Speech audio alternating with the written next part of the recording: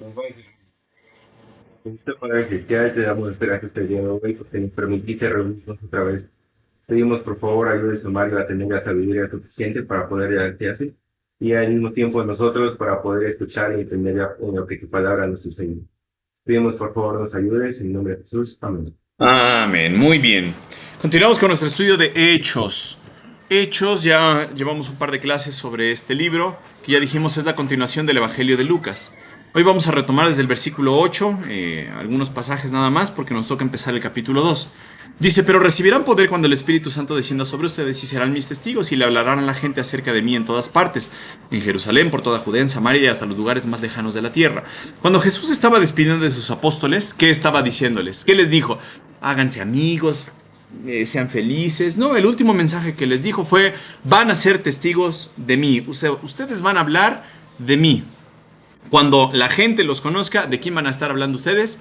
De mí, de Jesús. Y eso lo van a hacer primero en Jerusalén, es decir, el lugar central donde empezó la iglesia, después en la vecindad que era Judea, luego en Samaria y después hasta lo último de la tierra. Y como ya les comenté, este versículo muchos lo catalogan como el bosquejo de Hechos, es decir, cómo empieza el Evangelio a partir de una zona pequeña y se extiende al resto del mundo. Aquí vemos cómo Jesús se está despidiendo de los apóstoles. Sabemos que no eran los únicos que estaban ahí en el Monte de los Olivos. Había más personas que estaban presenciando la ascensión de Jesús. Y entonces Jesús se despide de ellos. Y después toda esa multitud, bueno, todo este grupo de personas regresa a Jerusalén para seguir unidos. Ahora, este grupo de personas estaba unidos en el lugar que le llaman un aposento alto. No sabemos si era el mismo aposento donde Jesús tomó la Santa Cena o no, o era otro lugar tal vez más grande porque ya no cabían. No sabemos, era un lugar que estaba en el segundo piso. Y menciona varias cosas interesantes este pasaje. Dice, el día de Pentecostés todos los creyentes estaban reunidos en un mismo lugar. De repente se oyó un ruido desde el cielo parecido al estruendo de un viento fuerte e impetuoso que llenó la casa donde estaban sentados. Luego, algo parecido a unas llamas o lenguas de fuego aparecieron y se posaron sobre cada uno de ellos. Y todos los presentes fueron llenos del Espíritu Santo y comenzaron a hablar en otros idiomas, conforme el Espíritu Santo les daba esa capacidad. En esa ocasión había judíos devotos de todas las naciones que vivían en Jerusalén. Cuando oyeron el fuerte ruido, todos llegaron corriendo y quedaron desconcertados al escuchar sus propios idiomas hablados por los creyentes. Estaban totalmente asombrados. ¿Cómo puede ser?, exclamaban. Todas estas personas son de Galilea y aún así las oímos hablar en nuestra lengua materna. Esta imagen la tomé de Biblia en lengua de señas mexicanas, en la cual nos habla de todos los lugares que se menciona en este pasaje que habían llegado allá a Jerusalén. Es decir, de todas estas partes del norte de África, de Roma, de lo que ahorita es Turquía, de Arabia, de lo que ahorita es Irán, todas estas zonas empezaron a migrar sus pobladores e ir hacia Jerusalén. Y entonces así la gente dice, aquí estamos nosotros, partos, medos, elamitas, gente de Mesopotamia, Judea, Capadocia, Ponto, de la provincia de Asia, de Frigia, Panfilia, de Egipto y de las áreas de Libia alrededor de Cirene, visitantes de Roma, tanto judíos como convertidos al judaísmo, cretenses y árabes. Y todos oímos a esta gente hablar en nuestro propio idioma acerca de las cosas maravillosas que Dios ha hecho. Y quedaron ahí maravillados y perplejos. ¿Qué querrá decir esto?, se preguntaban unos a otros. Pero otros entre la multitud se burlaban de ellos diciendo, solo están borrachos. Eso es todo. Entonces, este pasaje decidí remarcarle algunas partes, porque cuando lo estaba yo preparando, dije, híjole, creo que no me va a dar tiempo a abarcar todo este pasaje en una sola sesión, en una sola clase, porque tenemos que ver todas esas cosas que les recalqué y podríamos sacar otras más y de ahí derivar un montón de clases más. Pero lo que quiero que enfoquemos es que el centro de este pasaje, ¿cuál es? El Evangelio, el hablar de Jesús. Ya dijimos que cuando se habla del Evangelio, lo hablábamos cuando estábamos estudiando 2 de Corintios, se mencionaba que el Evangelio tiene su parte central en Jesús. Es decir, cuando nosotros los cristianos evangélicos hablamos del Evangelio, ¿de quién hablamos? De Jesús, de la cruz de Jesús, de la muerte de Jesús, de la resurrección de Jesús. Y por eso me quiero detener a hablar algunas cosas que pasaron después de que Jesús ascendió. Es decir, Jesús ya no está aquí con ellos y el Espíritu Santo todavía no ha llegado. Entonces, esto nos relata el periodo entre que Jesús asciende y que el Espíritu Santo llega y lo que pasó después. Para nosotros es muy interesante poder hablar de esto. ¿Por qué? Porque hay cosas que en nuestra mente, en nuestra perspectiva, desde esta línea del tiempo para atrás, pues podemos ver el Pentecostés como Hechos 2, pero ¿qué estaban pensando los discípulos, los apóstoles? ¿Qué estaban en su cabeza cuando se refería al Pentecostés? Entonces nos dice la Biblia, el día de Pentecostés. El día de Pentecostés se menciona en el Antiguo Testamento, en específico Levítico 23, se menciona, también en Deuteronomio se menciona, junto con otras fiestas. Era una de las fiestas en las cuales todos los judíos tenían que ir hacia Jerusalén a celebrar. Entonces tenían que hacer un viaje a Jerusalén para poder estar celebrando esta fiesta. Pentecostés viene de un término que significa 50 días. ¿Qué significa eso? De la fiesta de las primicias, de la cosecha, entonces se contaban 50 días, perdón, de la Pascua se contaban 50 días, hasta la fiesta de las primicias, de las cosechas, donde recogían los primeros frutos. Entonces recordemos, Jesús fue ofrecido como el Cordero Pascual, como el Cordero que quita el pecado de la gente que sacrificaba en ese tiempo, que eran los judíos, recordaban la liberación de Egipto, mataban al corderito y ponían su sangre, ¿se acuerdan ustedes?, en los dinteles de la puerta. Entonces, el corderito tuvo que morir para salvar al primogénito de los judíos, cuando mandó Dios al ángel que iba a matar a los primogénitos. Ese mismo ejemplo, esa misma imagen del Cordero Pascual, el Cordero que toma el lugar de alguien más, fue tomado por Jesús. Por eso se conoce también Jesús como el Cordero de la Pascua. Entonces, Jesús fue sacrificado en un día de Pascua y después pasó 40 días con sus discípulos.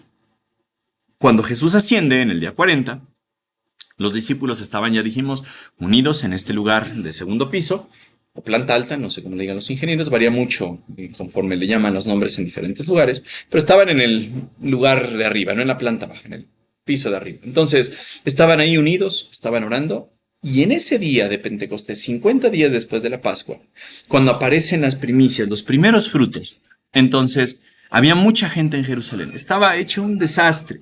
Un montón de personas estaban ahí aglomeradas en Jerusalén, y en ese día, nos dice la Biblia, todos los creyentes estaban reunidos en un mismo lugar. Esos discípulos de Jesús, esas personas que habían puesto su fe en Jesús y que habían confiado en Él como su Salvador, nos dice la Biblia, todos ellos estaban en un mismo lugar. Entonces, estas personas, pues no sabemos si estaban muy apretadas, estaban holgadas, no sabemos. Sabemos por lo que nos dice el final del versículo 2, que estaban sentados, pero estaban en ese lugar alto, y nos dice la Biblia, de repente, así, sin esperarlo, se oyó un ruido desde el cielo parecido al estruendo de un viento fuerte e impetuoso. Es decir, uno de esos ruidos tremendos. Cuando el viento sopla con ganas, así se oyó. Y algunos pues ya saben que cristianos tienen que sacar aplicación, porque ¿qué nos enseñan en las clases bíblicas? Tienes un pasaje y le tienes que sacar aplicación. Y los cristianos sacan aplicaciones de donde no te imaginas, y luego las aplicaciones que sacas están bien marihuanas, parece que se drogaron y su cerebro ya está atrófico. Y dicen una sarta de babosadas, ya saben los cristianos, por eso nos caracterizamos, ¿no? Aquí toman esta parte, dicen, de repente hubo un ruido desde el cielo, parecido al estruendo de un viento fuerte. Y entonces sacan la aplicación. Es que Dios quería que toda la gente escuchara, pero a alguno de los cristianos que sacó la aplicación se le ocurrió hablar de Elías. ¿Se acuerdan cuando Elías está huyendo, se va y hay un terremoto y hay viento y dice, la voz de Dios no estaba ahí, estaba en un silbo suave y apacible? Entonces, algunos tontos cristianos dicen, es que a veces Dios se manifiesta en un viento impetuoso, a veces se manifiesta en un silbo suave y apacible. Y todavía te dicen, ¿tú cómo le vas a poner atención a Dios? Así te ponen la pregunta en la Biblia de estudio que estaba yo leyendo. Y uno dice, híjole, si un cristiano lee eso y se lo cree, se va a frustrar su vida cristiana. Va a decir, es que Dios no me habla. Pues estás buscando en el lugar incorrecto. Dios no te va a hablar a través del viento. Dios no te va a hablar a través de un silbo suave y apacible. ¿Eso de dónde lo saca un cristiano tonto? Así un cristiano que seguro no durmió bien esa noche, que se echó unos frijoles o chilaquiles echados a perder y por eso tuvo esa visión. Es que Dios me quiere hablar en un silbo suave y apacible. Dios me quiere hablar en un viento. De eso no está hablando este pasaje. ¿De qué está hablando? De cómo Dios mandó al Espíritu Santo, pero no está diciendo, ese es un mensaje que le tenemos que dar, así tienes que recibir el Espíritu Santo. Eso no, solamente está describiendo lo que pasó. No está diciendo que toda nuestra recepción del Espíritu Santo, ni toda nuestra voz que vamos a escuchar de Dios, va a venir así como un silbo suave o apacible, como un viento así poderoso. Eso no es el objetivo del pasaje. Aquí se nos está diciendo que Dios decidió de alguna manera mandar al Espíritu Santo. ¿Y cómo lo hizo? A través de un viento poderoso. Si me quiero desviar un poquito a la aplicación que dicen esos cristianos, escucha la voz de Dios. A veces Dios va a hablar a través de un silbo suave y apacible y a través de un viento poderoso en otras ocasiones. ¿Qué le diría a ese cristiano? Le daría sus cachetadas, le diría, deja de decir tantas tonterías. ¿Y cómo es la forma en la que habla Dios? a través de la Biblia. No te metas en camisa de once varas. Lee tu Biblia. ¿Quieres escuchar la voz de Dios? Lee la Biblia, ¿sale? Pero bueno, aquí se menciona cómo vino el Espíritu Santo a través de un viento fuerte e impetuoso, potente, y se nos dice que llenó la casa donde estaban sentados. Eso es algo bien importante porque en ese día se celebraban, ya dijimos, los primeros frutos. Los primeros frutos de la cosecha que se ofrecían a Dios. Entonces, algunos dicen, pues Dios lo quiso hacer en este día porque estos cristianos fueron los primeros frutos de la iglesia. La verdad es que no sabemos por qué Dios escogió ese día, pero Dios lo escogió. Y después dice, luego, algo parecido a unas llamas o lenguas de fuego aparecieron y se posaron sobre cada uno de ellos. También escuché o leí algunas interpretaciones de esto. Es que Dios quería que las lenguas que después hablaron ellos estuvieran marcadas por otras lenguas acá. En realidad creo que el texto lo que nos quiere decir es algo parecido a una lengua. ¿Sí? Algo que pues el autor, Lucas, no sabía cómo explicar y tal vez por ser doctor, por ser anatomista, dijo, pues mira, parece una lengua, pues bueno, vamos a poner que algo parecido a unas lenguas. O sea, sí, algo lengua como lo que tenemos aquí en la boca. Algo así se apareció acá, pero Lucas no lo pudo describir bien, porque dijo, no le encuentro parecido a nada, es algo sobrenatural. Lo más parecido que mi griego me da es como unas lenguas de fuego. Algo, no sabemos si era plasma, si era fuego, si era una explosión, no sabemos qué era parecido a unas llamas o lenguas de fuego, y se aparecieron y se posaron sobre cada uno de ellos. Y todos los presentes, nos dice la Biblia, fueron llenos del Espíritu Santo. Podemos hablar un montón sobre la llenura del Espíritu Santo. Algunos de ustedes dicen, Señor, lléname del Espíritu Santo, y es su oración y... ¿qué tienes que hacer? O tú tienes que hacer algo, el Espíritu Santo lo hace todo. ¿Cómo te llenas del Espíritu Santo? Yo les preguntaría a ustedes como cristianos, ¿cuándo están llenos del Espíritu Santo? ¿Qué significa estar lleno del Espíritu Santo? Porque imagínense, muchos cristianos van a decir, es que es cuando lloras, estás cantando y lloras, se te quiebra la voz, te habla el Espíritu Santo a través del predicador y del canto y entonces rompes en llanto, te tiras y danzas y... te da una emoción, esos son emociones.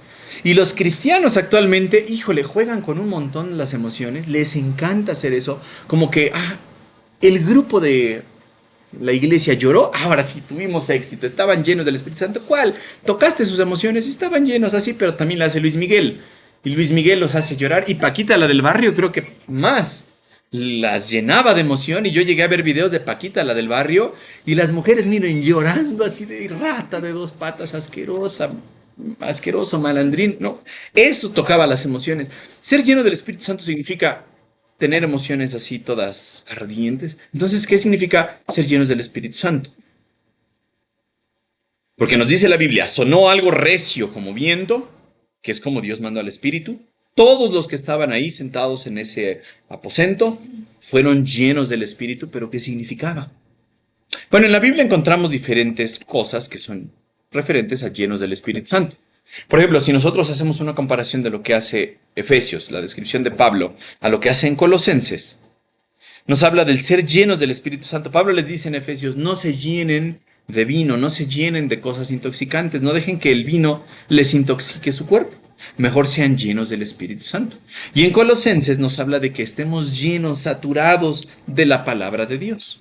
Los resultados en un pasaje y en otro son muy similares. Vamos a cantar, vamos a alabar, vamos a proferir salmos, himnos y cánticos espirituales cuando estamos llenos de la palabra de Dios y cuando estamos llenos del Espíritu Santo de Dios. Por lo tanto, muchos autores dicen, ¿sabes qué? Es exactamente lo mismo. Estar lleno del Espíritu Santo no es que tu corazón se te sientes que se va a latir así y se te sale del pecho. Eso no es estar lleno del Espíritu Santo. Un pasaje nos dice que es estar saturado, lleno de la palabra de Dios.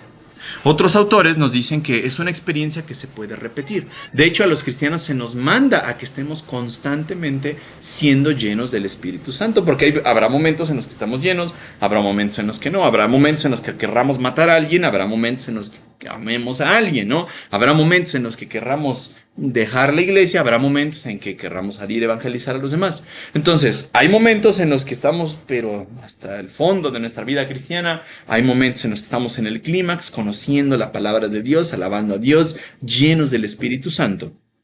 Y la Biblia nos dice que incluso los discípulos que estaban ahí fueron varias veces llenos del Espíritu Santo. En este momento fueron llenos. Después, cuando Juan y Pedro hablan delante de los que los están juzgando, estaban llenos del Espíritu Santo y hablaron con denuedo. Y así podemos ver algunos ejemplos en la Biblia de llenura del Espíritu Santo. Pero a lo que voy es, no se dejen engañar por predicadores que juegan con sus emociones y que piensan que eso es llenura del Espíritu Santo. La Biblia te manda a ti como cristiano a que seas lleno del Espíritu Santo. Y una de las maneras, ya dijimos, es llenándote de la palabra de Dios. No escuchando voces, no escuchando, hoy sentí un versículo, el Señor me dio este sentimiento. La Biblia es como Dios te habla, no a través de sentimientos. Entonces, eso es lo que debemos estar buscando. Una vez que estamos llenos de la palabra de Dios, podemos ver que nuestro fruto, pues quizás se acrecente en ese momento. Evangelizamos, perdonamos, amamos, servimos. Pero no se trata solamente de emociones, ¿correcto? Todos los presentes ahí fueron llenos del Espíritu Santo, nos dice la Biblia, porque era la promesa que les había hecho Jesús a los seguidores que tenía antes de ascender.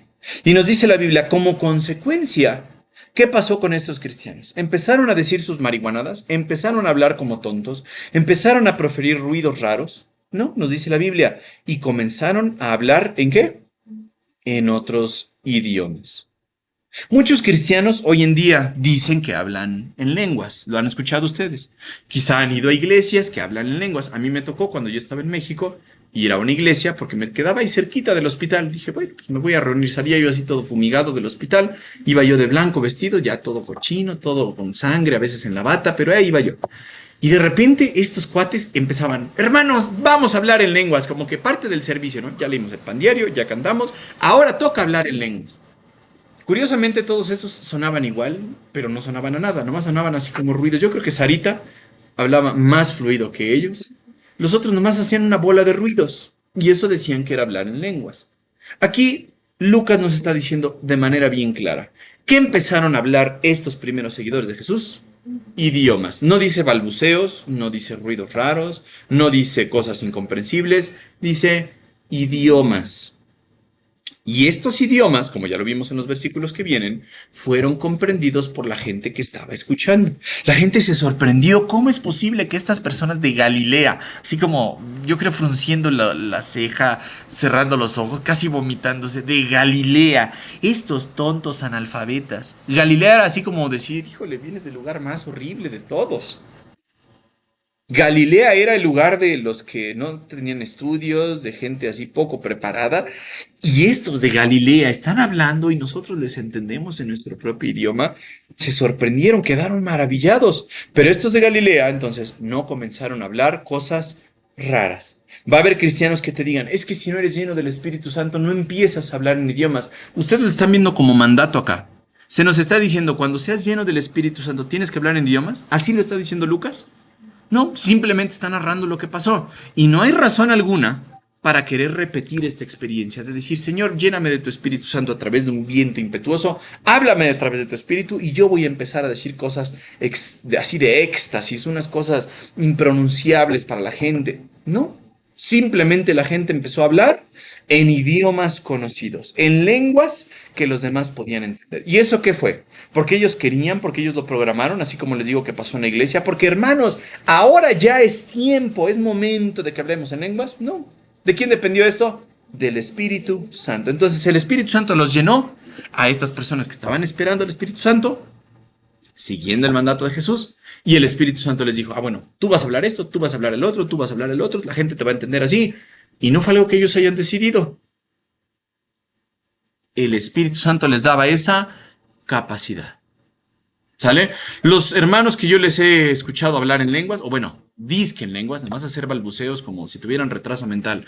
Esos hermanos que dicen hablar en lenguas, sepa Dios que dicen. Y Pablo estaba así como en las cartas diciendo, oigan, ¿no es más útil que me hablen 5 palabras en mi idioma, pues que entiendo, a que me hablen 40,000 palabras en idioma que no entiendo?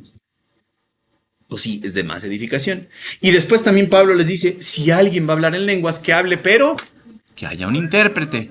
Porque si no, ¿para qué sirve entonces que ese hermano se luzca, que es un show, que es un rockstar o qué show? Les está diciendo, estas lenguas tenían un objetivo. ¿Cuál era el objetivo? Que el mensaje que habían recibido de Jesús y que ahorita tenían del Espíritu Santo, la gente pudiera ver y decir, algo maravilloso está pasando acá. ¿Qué es eso maravilloso? No sé, me voy a acercar para ver, porque seguramente Dios está detrás de todo esto. El objetivo de los apóstoles fue, hermanos, apláudanme, hablo ahorita 40 idiomas, la gente de diferentes lugares, de Ponto, de Frigia, de Vigilia, de Panfilia, de Creta, todos ellos me están escuchando y hablan mi idioma y, híjole, soy políglota. No, ¿ellos de quién estaban hablando? De Jesús, porque ese fue el mensaje que les dio Jesús. Tristemente hoy vemos muchas iglesias, pues tienen bandas de cristianos, ¿no? Ya saben, tienen la banda, los escogidos, los cristianos rock, no sé, así, lamentos de Judas, yo no sé cómo se llaman así bandas cristianas. Que lejos de hacer que la gente alabe a Dios, ¿qué hacen? Miren, nenas, cómo toco la guitarra, miren cómo toco el piano, cómo alabo a Dios, cómo canto. El objetivo de los cristianos ya no es alabar a Dios. El objetivo de los cristianos, ¿qué es? Gócenme, nenas. Así. Gócenme, nenes. Vean cómo sirvo de ejemplo aquí en la iglesia. Enamórense de mí. Híjole, tristemente, de eso está llena la iglesia. Aquí no se les pone la atención a los apóstoles ni a los seguidores. ¿A quién se le pone la atención? Al Espíritu Santo, a Jesús, al mensaje de Jesús. Los apóstoles, ellos como que, si se saben mi nombre, bien. Si no, también no me importa. Porque miren, ni se menciona a todos los que están ahí.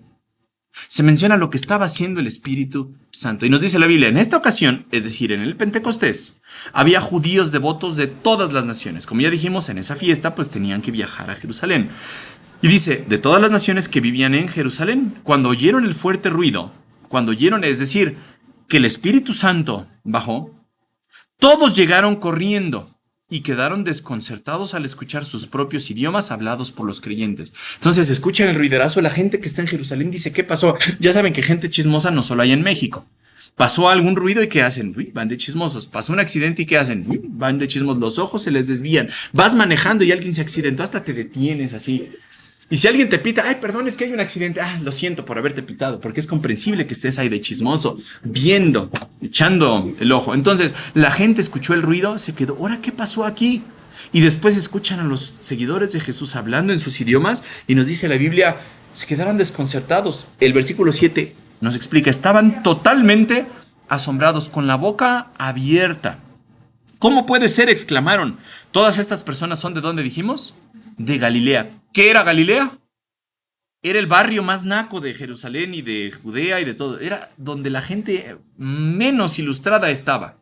Y se quedaron, ¿cómo estos ilustres? No, bueno, ilustres no, ¿verdad?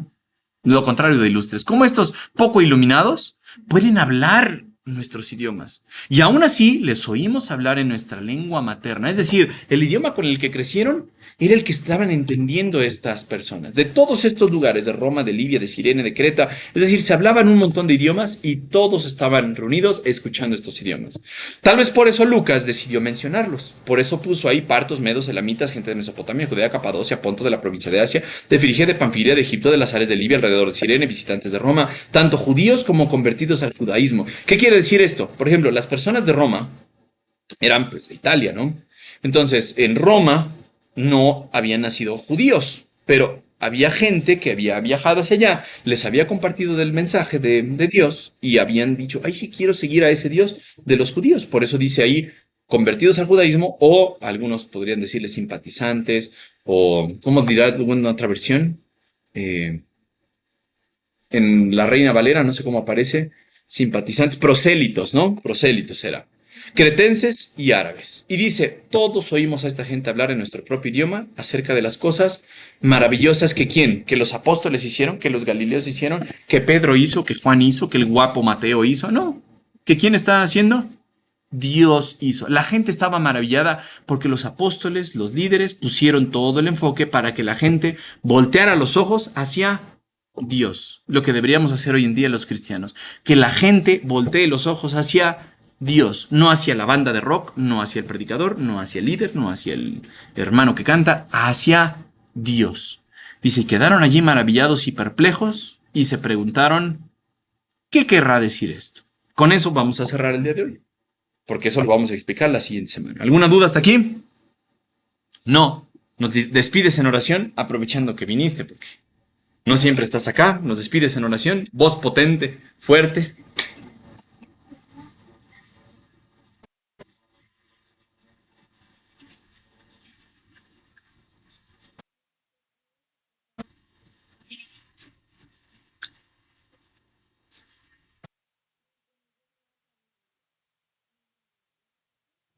Amén.